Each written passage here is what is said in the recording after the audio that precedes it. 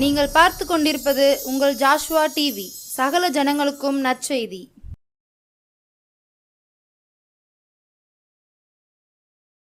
ஆனந்த துதி ஒலி கேட்கும், ஆடல் பாடல் சத்தமும் துணிக்கும்.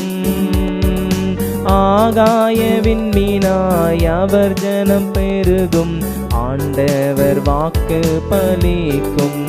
கண்களை மூடி ஒரு விசை நம் தேவாதி தேவனை நோக்கி, நமக்காக மரித்த இயேசு கிறிஸ்துவை நோக்கி, நம்முடைய பாவங்களுக்காகவும் நம்முடைய அக்கிரமங்களுக்காகவும் நம்முடைய மீறுதலுக்காகவும் சிலுவையில் நமக்காக பலியான அவருடைய அன்பை அவர் நம் மீது வைத்திருக்கக்கூடிய அன்பை எவ்விதமாக அவர் வெளிப்படுத்தினார் என்பதை உணர்ந்தவர்களாக மனபாரத்தோடு, மனதில் இருக்கக்கூடிய வியாகுலத்தோடு, வேதனையோடு நம்மை காப்பாற்றுவதற்கு, நம்மை தூக்கி எடுத்து நிறுத்துவதற்கு நம் தேவாதி தேவனை தவிர வேறு ஒருவரும் கிடையாது. அவர் ஒருவரை தவிர நம்மை உயிரோடு வைப்பதற்கு வேறு எவருக்கும் அதிகாரம் கிடையாது. அவருடைய நாசியின் சுவாசம் நம்மிடத்தில் இருக்கிறது. அவருடைய சுவாசத்தினால் நாம் சுவாசித்து கொண்டிருக்கிறோம். அப்படிப்பட்ட தேவாதி தேவனை நோக்கி, கர்த்தாவே, உம்மை நான் நோக்கி பார்க்கிறேன் அப்பா, உம்மை நோக்கி நான் மன்றாடுகிறேன் அப்பா.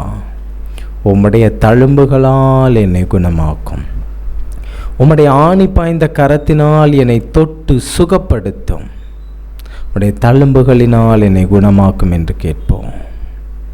அன்பின் பரலோக பிதாவை துதிக்கிறோம், சோஸ்தரிக்கிறோம் அப்பா. இப்பொழுதும் நாங்களும் கேட்க போகிற இந்த வார்த்தையையும் நீர் எங்களுக்கு என்ன ஆசீர்வாதத்தை வைத்திருக்கிறீரோ அந்த ஆசீர்வாதத்தை நாங்கள் பெற்றுக்கொள்ள கிருபை தாரும்.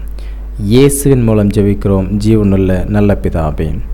பிரியமான தேவஜனமே, இந்த நாளிலும் கடந்த வாரத்தின் தொடர்ச்சியாக அவருடைய தழும்புகளால் குணமாகிறோம் என்ற வார்த்தையை குறித்து கடந்த வாரத்திலும் நாமும் ஒரு காரியத்தை குறித்து பார்த்தோம். அதனை தொடர்ந்து இந்த வாரத்திலும் இயேசு கிறிஸ்துவனுடைய தழும்பு ஒரு மனிதனை எவ்வாறாக குணமாக்குகிறது, உள்ளான வியாதியை குணமாக்குவதற்கு இயேசு அநேக அற்புதங்களையும் அடையாளங்களையும் செய்தார். ஆனாலும் உள்ளத்தில் இருக்கக்கூடிய வியாதியை, நம்முடைய மனதில் இருக்கக்கூடிய வியாதியை, அவிவிசுவாசம் என்கின்ற வியாதியை நீக்கி போடுவதற்கு தோமாவுக்கு எப்படி இயேசு கிறிஸ்துவனுடைய தழும்புகள் தேவைப்பட்டதோ, அவிவிசுவாசத்தை நீக்கி போடுவதற்கு இயேசு கிறிஸ்துவனுடைய தழும்பு எப்படி தேவைப்பட்டதோ, அதே போல மற்றொரு நோயையும் குறித்து, அந்த நோய் நம்மிடத்தில் இருந்து நீங்கி போவதற்கு இயேசு கிறிஸ்துவனுடைய தழும்புகள் மிக மிக அவசியமான ஒன்று. கிறிஸ்தவ வாழ்க்கையிலே எல்லா மனிதருக்கும் இப்படிப்பட்ட காரியம் வருவதுண்டு. நாம் இப்பொழுது பார்க்க போகிற இந்த காரியமானது நம்முடைய வாழ்க்கையில், உங்களுடைய வாழ்க்கையிலும் என்னுடைய வாழ்க்கையிலும் வரலாம். ஆனாலும் அப்படி வரும்போது நாம் நோக்கி பார்க்க வேண்டிய ஒரே ஒரு காரியம், ஆணி பாய்ந்த அவருடைய கரத்தில் இருக்கக்கூடிய தழும்பு, அவருடைய விழாவில் இருக்கக்கூடிய தழும்பு, நமக்காக அடிக்கப்பட்ட, ஆணியினால் கடாவப்பட்ட அவருடைய உள்ளங்கையில் இருக்கக்கூடிய தழும்பு. அந்த தழும்பினால் என்னை சுகமாக்கும் என்று நாம் கேட்கப் போகிறோம். அந்த தழும்பினால் என்னை தூக்கி எடுத்து நிறுத்தும் என்று கேட்கப் போகிறோம். என்ன காரியத்தை குறித்து நாமும் பார்க்க போகிறோம் என்றால், யோவான் எழுதின சுவிசேஷம் 21ஆம் அதிகாரம் 1ஆம் வசனம் முதல் கடைசி வசனம் வரைக்கும் இயேசு கிறிஸ்துவானவர் உயிரோடு எழுந்த பிறகு ஒரு சம்பவம் நடைபெறுகிறது. அந்த சம்பவத்திலும் இயேசு கிறிஸ்துடைய தழும்பு ஒரு மனிதனை குணமாக்குகிறது, ஒரு மனிதனை சுகப்படுத்தி மீண்டுமாக தேவனுடைய பாதையில் கொண்டு வந்து சேர்க்க கிருபை கொடுத்த தழும்பு இந்த இயேசு கிறிஸ்துவனுடைய தழும்பானது. வாசிப்போம். யோவான் எழுதின சுவிசேஷம் 21ஆம் அதிகாரம் 1ஆம் வசனம். எவைகளுக்கு பின்பு இயேசு கிறிஸ்துவானவர் சிலுவையிலே அடிக்கப்பட்ட பின்பு அவர் சீஷர்களுக்கு தரிசனமான பின்பு தோமாவுடைய அவிசுவாசத்தை நீக்கி போட்ட பிறகு மற்றொரு சம்பவம் நடைபெறுகிறது. இயேசு திபேரியா கடற்கரையிலே மறுபடியும் சீஷர்களுக்கு தம்மை வெளிப்படுத்தினார். வெளிப்படுத்தின விவரமாவது, அப்பொழுது யாரெல்லாம் இருக்கிறார்கள் என்றால், சீமோன் பேதுரு, திதிமு எனப்பட்ட தோமாவும், கலிலேயா நாட்டிலுள்ள கானா ஊரானாகிய நாத்தான்வேலும், செபுதேவின் குமாரரும், அவருடைய சீஷரில் வேறு 2 பேரும் கூடியிருந்தார்கள். இப்போ யாரெல்லாம் இருக்கிறான் பாருங்க. சீமோன் பேதுரு இருக்கிறாரு, திதிமு எனப்பட்ட தோமா இருக்கிறாரு, நாத்தான்வேல் இருக்கிறாரு, மற்ற வேறு 2 சீஷர்கள் இந்த கடற்கரையில் இருக்கிறாங்க. இப்படி இருக்கக்கூடிய இந்த சூழ்நிலையில இந்த பேதுரு மற்றவர்களை பார்த்து ஒரு காரியத்தை சொல்லுகிறான். இந்த பேதுருவை குறித்து வேதத்தில் நாம் அநேக காரியங்களை வாசிக்க முடியும். இயேசுவோடு இருந்து அனைத்து அற்புதங்களையும் அடையாளங்களையும் கண்கூடாக பார்த்தவன், இயேசு செய்த சகல அற்புதங்களையும் அடையாளங்களையும் தன்னுடைய 2 கண்களினால் பார்த்தவன். இயேசு கிறிஸ்து மறுரூபம் அடையும் போது மலையில் சென்று தாமோர் மலையின் மீது நின்று அந்த மலையில் நின்று மறுரூபம் ஆகும்போது இவன் பரலோகத்தின் தரிசனத்தை பார்த்தவன். நான் யார் என்று பேதுருவிடத்தில் இயேசு கிறிஸ்து கேட்கும்போது, நீர் தேவனுடைய குமாரன் என்று சொன்ன பேதுரு. அப்படிப்பட்ட பேதுரு, பரலோகத்தின் தரிசனத்தை பெற்ற பேதுரு, பரலோக பிதாவினுடைய தேவனின் வார்த்தையை தன்னுடைய நாவினால் உச்சரித்த பேதுரு, அவன் சொல்லக்கூடிய காரியம் என்ன பாருங்க. 3ஆம் வசனம், சீமோன் பேதுரு மற்றவர்களை நோக்கி மீன் பிடிக்க போகிறேன் என்றான். என்ன சொல்றான் பாருங்க. ஏப்பா, வலையெல்லாம் ஒரு 3 வருஷத்துக்கு முன்னாடி எங்கேயோ போட்டோமே, இப்போ அந்த வலைலாம் எங்க கிடக்கு? எங்க போறான் பாருங்க. மீன் பிடிக்க போகிறேன் என்றான். தன்னுடைய வாழ்க்கையில் தான் என்ன நிலையில் இருக்கிறோம் என்பதை அறியாதவனாய் பின்மாற்றத்துக்கு நேராக செல்கிறான். இந்த பேதுருவுக்கு ஒரு நோய் இருந்துச்சு. என்ன நோய் சொல்லுங்க? பின்மாற்றம். நம்முடைய கிறிஸ்தவ வாழ்க்கையிலும் நமக்கும் இந்த பின்மாற்றம் என்கின்ற நோய் நம்மை ஆட்டி அலக்கழித்து கொண்டிருக்கிறது. பரம அழைப்புதல் எதற்காக நமக்கு கொடுக்கப்பட்டது என்பதை மறந்தவர்களாய், இயேசு கிறிஸ்து எதற்காக நம்மை அழைத்தார் என்பதை மறந்தவர்களாய், நான் என்ன காரியத்திற்காக இயேசு கிறிஸ்துவனுடைய அழைப்பை பெற்றேன் என்பதை மறந்தவனாய் இப்போ அவன் சொல்லக்கூடிய காரியம் என்ன பாருங்க. எப்பா, நான் மீன் பிடிக்க போகிறேன். இந்த பேதுரு சகல விதமான அற்புதங்களையும் அடையாளங்களையும் தன்னுடைய கண்களினால் பார்த்தவன், பரலோகத்தினுடைய தரிசனத்தை பெற்றவன், நீ கற்பாரை என்று இயேசுவினிடத்தில் ஆசீர்வாதத்தை பெற்றவன். அப்படிப்பட்ட பேதுரு இப்ப எங்க போறான் பாருங்க. பின்மாற்றமான வாழ்க்கைக்கு நேராக செல்கிறான். பின்மாற்றமான வாழ்க்கைக்கு நேராக செல்கிறான். எங்கிருந்து இயேசு கிறிஸ்துவனிடத்தில் ஊழிய அழைப்பை பெற்றானோ, எங்கிருந்து இயேசு அவனை என்னை பின்பற்றி வா என்று சொன்னாரோ, அதே இடத்துக்கு திரும்ப மறுபடியும் போறான். இயேசு கிறிஸ்து இவனை எங்கே சந்தித்தார் என்றால், லூக்கா எழுதின சுவிசேஷம் 5ஆம் அதிகாரத்தில் இவன் என்ன செஞ்சுக்கிட்டு இருக்கான்? வலைகளை அலசி கொண்டு இருக்கிறான். இயேசு கிறிஸ்து ஜனங்களுக்கு போதகம் பண்ணி முடித்த உடனே படவுல ஏறி நினைச்சாரு, உள்ள மீன் பிடிக்கிறதுக்கு கொண்டு போங்க என்று சொல்லுகிறார்.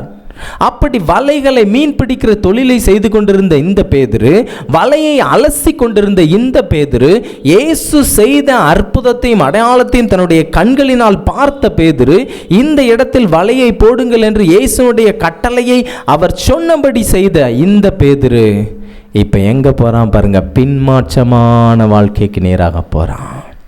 பின்மாற்றத்திற்கு நேராக போகிறான். இயேசு கிறிஸ்து தனக்கு கொடுத்த ஊழிய அழைப்பை விட்டு தன்னுடைய சொந்த வேலையாகிய மீன் பிடிக்க போகிறேன் என்றான். அவன் மட்டும் மீன் பிடிக்க போறேன்னு சொல்லலை, ஆனால் அவன் கூட இருக்க எல்லாத்தையும் என்ன செய்றான்? கூட்டிட்டு போறான். எனக்கு அன்பான தேவஜனமே, நம்முடைய வாழ்க்கையில் இயேசு கிறிஸ்து நம்மை எதற்காக அழைத்திருக்கிறார்? இயேசு கிறிஸ்து நம்மோடு இருக்கும் வரைக்கும் நாம் இயேசுடைய பிள்ளைகளாக இருக்கிறோம். ஒருவேளை இயேசு கிறிஸ்து நம்மை விட்டு கொஞ்சம் தள்ளி போய்விட்டார் என்றால், ஒருவேளை நாம் இயேசு கிறிஸ்துவை விட்டு தள்ளி வந்துவிட்டோம் என்றால், நம்முடைய பின்மாற்றத்திற்கு நேராக செல்லுவோம். நமக்கு கொடுக்கப்பட்ட ஆசீர்வாதங்கள், வாக்குத்தத்தங்கள் எல்லாவற்றையும் மறந்தவர்களாய் பின்மாற்றத்திற்கு நேராக செல்லுகிறோம்.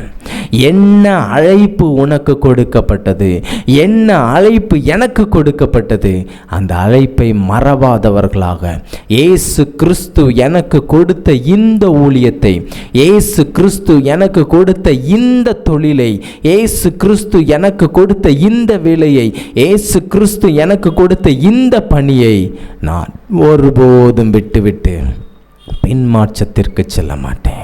இந்த பேதுரு என்ன பண்ணுறான் பாருங்க, இப்போ மறுபடியும் மீன் பிடிக்க போகிறான். அப்படி மீன் பிடிக்க போகும்போது அவன் சொன்ன காரியம் பாருங்க, மீன் பிடிக்க போகிறேன் என்றான். அதற்கு அவர்கள், நாங்களும் உம்முடனே கூட வருகிறோம் என்றார்கள். அவர்கள் ராத்திரியில் என்ன செய்கிறாங்கன்னா, மீன் பிடிக்கிறதுக்கு எல்லாம் ரெடி பண்ணுறாங்க. ஒன்றுமே என்ன செய்யலை, அகப்படலை. உடனே இயேசு கிறிஸ்து வந்து இவர்களுக்கு தரிசனமானார். இயேசு கிறிஸ்து யார் என்று இவங்களை என்ன செய்யலை, அறிந்து கொள்ளலை. 12ஆம் வசனம் பாருங்க, இயேசு அவர்களை நோக்கி, வாருங்கள் போஜனம் பண்ணுங்கள் என்றார். அவரை கர்த்தர் என்று சீஷர்கள் அறிந்தபடியால் அவர்களில் ஒருவனும் நீர் யார் என்று கேட்க துணியவில்லை. என கண்பான தேவஜனமே, உன்னுடைய வாழ்க்கையில் நீ பின்மாற்றத்திற்கு நேராக தேடி செல்லும் போது, இயேசு கிறிஸ்து உனக்கு கொடுத்த அழைப்பை மறந்துவிட்டு நீ பின்மாற்றமான வாழ்க்கைக்கு நேராக செல்லும் போது, இயேசு கிறிஸ்து எப்படி சீமோன் பேதுரு பின்மாற்றத்திற்கு நேராக சென்றானோ, அப்பொழுது இயேசு கிறிஸ்து வந்து அவனுக்கு தரிசனமானாரோ, அப்ப என்ன செய்றார் பாருங்க, நம்மையும் தேடி வருகிறார்.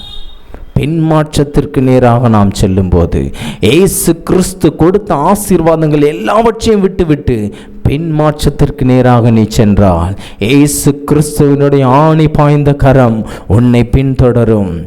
உன் வாழ்க்கையில் இருக்கக்கூடிய பின்மாற்றத்தை இழுத்து விட்டு, எனக்காக நீ ஓட வேண்டும், உனக்காக நான் இருக்கிறேன், எனக்காக நீ ஓட வேண்டும் என்று இயேசு கிறிஸ்து சொல்லுகிறார். என கண்பான தேவஜனமே, பின்மாற்றத்திற்கு நாம் செல்லும்போது இயேசு கிறிஸ்துவனுடைய கரத்தில் இருக்கக்கூடிய தழும்பை பார்க்க வேண்டும். இவன் இந்த கடற்கரையில் நின்று வலையை அலசி கொண்டு இருக்கும்போது இயேசு கிறிஸ்து அவனை பார்த்து சொல்லக்கூடிய காரியம், என்னை பின்பற்றி வா. இயேசு கிறிஸ்து அப்போ சொல்லும்போது அவருடைய கையில் என்ன இல்லை, காயம் இல்லை. இயேசு கிறிஸ்து முதலாக கர்த்தருடைய ஊழியத்தின் அழைப்பை அவனுக்கு கொடுக்கும்போது அவருடைய கைகளில் காயம் இல்லை. இப்போ மறுபடியும் என்ன நடக்குது பாருங்க, 13ஆம் வசனம், அப்பொழுது இயேசு வந்து அப்பத்தையும் மீனையும் எடுத்து அவர்களுக்கு கொடுத்தார். அப்படி எல்லாம் பேசிட்டு இருக்கும்போது அவர் பேதுருவை பார்த்து ஒரு காரியம் சொல்றாரு பாருங்க. அவர்கள் போஜனம் பண்ணின பின்பு 15ஆம் வசனம், இயேசு சீமோன் பேதுருவை நோக்கி, யோனாவின் குமாரனாகிய சீமோனே, இவர்களிலும் அதிகமாய் நீ என்னிடத்தில் அன்பாய் இருக்கிறாயா என்றார். அதற்கு அவன், ஆம் ஆண்டவரே, உம்மை நேசிக்கிறேன் என்பதை நீர் அறிவீர் என்றான். அவர், என் ஆடுகளை மேய்ப்பாயா, என் ஆடுகளை மேய்ப்பாயாப்பா, என்னுடைய மந்தையை நீ ஓட்டிச் செல்ல வேண்டும், என்னுடைய ஊழியத்தை நீ தொடர்ந்து செய்ய வேண்டும். நான் உங்களை விட்டு பரலோகத்திற்கு எடுத்து கொள்ளப்படும் போது நான் விட்டு செல்லக்கூடிய இந்த மந்தைகள், சிதறி இருக்கக்கூடிய இந்த ஆடுகள், இவைகளை நீ மேய்ப்பாயா என்று கேட்கிறார். அதற்கு சீமோன் சொல்லுகிறான் பாருங்க, ஆண்டவரே, நான் என்ன செய்கிறேன், உம்முடைய ஆடுகளை மேய்க்கிறேன். மறுபடியும் கேட்கிறார் அவனிடத்தில், யோனாவின் குமாரனாகிய சீமோனே, நீ என்னிடத்தில் அன்பாய் இருக்கிறாயா என்றார். அதற்கு அவன், ஆம் ஆண்டவரே, உம்மை நேசிக்கிறேன் என்பதை நீர் அறிவீர் என்றான். அவரின் ஆடுகளை மேய்ப்பாயாக என்றார். 3ஆம் முறையும் ஆண்டவர் கேட்கிறார் பாருங்க, நீ நேசிக்கிறாயே என்றார். அவர் 3ஆம் தரம் தன்னை கேட்டபடினாலே பேதுரு துக்கப்பட்டு தன்னுக்குள்ளே வியாகுலப்படுறான்.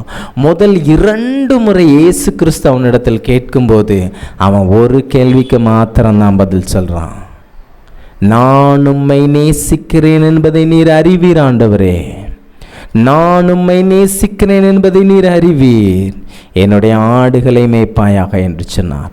அதற்கு அவன் எந்த மறுமொழியும் சொல்லலை.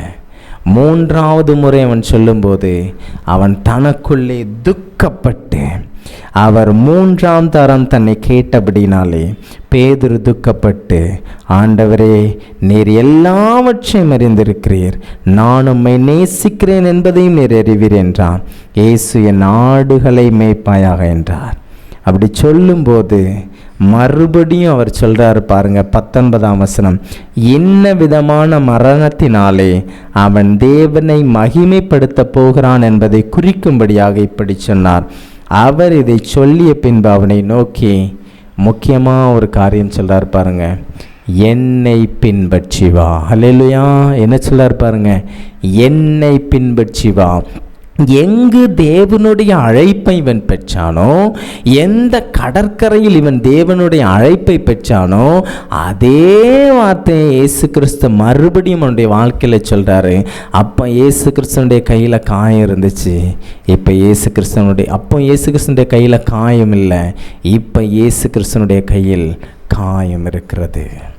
இந்த காயமானது பின்மாற்றத்திற்கு நேராக போய்கொண்டிருக்கக்கூடிய ஒவ்வொரு பிள்ளைகளையும் இழுத்து கொண்டு வரக்கூடிய காயம். இயேசு கிறிஸ்துவுடைய காயம் பின்மாற்றத்திற்கு நேராக ஓடிக்கொண்டிருந்த சீமோன் பேதுருவை இழுத்து கொண்டு வந்தது. என அன்பான தேவஜனமே, உங்களுடைய வாழ்க்கையில் பின்மாற்றத்திற்கு நேராக நீ சென்று கொண்டிருக்கிறாயா? இந்த உலகம் உன்னை பின்மாற்றத்திற்கு நேராக இழுத்து கொண்டிருக்கிறதா? சிறிது நேரம் எனக்காக நீ ஜெபம் செய், சிறிது நேரம் நீ எனக்காக வேதம் படி, சிறிது நேரம் என்னுடன் நீ நேரத்தை செலவழி என்பதை விட்டு இந்த உலக பிரகாரமான காரியங்கள் உன்னை என்னை நோக்கி இழுக்க விடாமல் உன்னை பின்மாற்றத்திற்கு நேராக இழுத்து கொண்டிருக்கிறதா? என்னுடைய காயம் உனக்காக இருக்கிறதப்பா. சிலுவையில் உனக்காக அடிக்கப்பட்ட என்னுடைய காயம் இருக்கிறது. இந்த காயம் உன்னை பின்மாற்றத்திற்கு நேராக கொண்டு செல்லாது, உன்னை மீண்டும் என்னிடமாக இழுத்து செல்லும். இயேசு கிறிஸ்து பேதுருவிடத்தில் சொன்ன காரியம், என்னை பின்பற்றி வா. பேதுரு திரும்பி பார்த்து இயேசுவுக்கு அன்பாயிருந்தவனும் ராப்போஜனம் பண்ணுகையில் அவர் மார்பில் சாய்ந்து, ஆண்டவரே, உம்மை காட்டி கொடுக்கிறவன் யார் என்று கேட்டும் சீஷன் பின்னே வருகிறதை கண்டான். இயேசு அவனை கண்டு பேதுரு இயேசுவை நோக்கி, ஆண்டவரே, இவன் காரியம் என்ன என்றான். என்ன செய்கிறான் பாருங்க, என்னை பின்பற்றி வா என்று இயேசு சொன்ன உடனே அவன் உலக பிரகாரமான காரியங்கள் எல்லாவற்றையும் விட்டுவிட்டு இயேசுவுக்கு அடுத்த காரியங்களை பார்க்க ஆரம்பித்தான். அதற்கு இயேசு, நான் வருமளவும் இவன் இருக்க எனக்கு சித்தமானால் உனக்கு என்ன, நீ என்னை பின்பற்றி வா என்றார். மறுபடியும் சொல்றாரு, நீ என்னை பின்பற்றி வா, உலக பிரகாரமாக போவாத. இனி நீ என்ன செய்யக்கூடாது, மீன் பிடிக்க என்ன செய்யக்கூடாது, போகக்கூடாது. அவன் சொல்கிறான், ஆண்டவரே, இனி நான் மீன் பிடிக்க போக மாட்டேன்பா. பின்மாற்றமான வாழ்க்கைக்கு போனது தப்பு தான். உம்முடைய காயத்தினால் என்னை தொட்டீர்.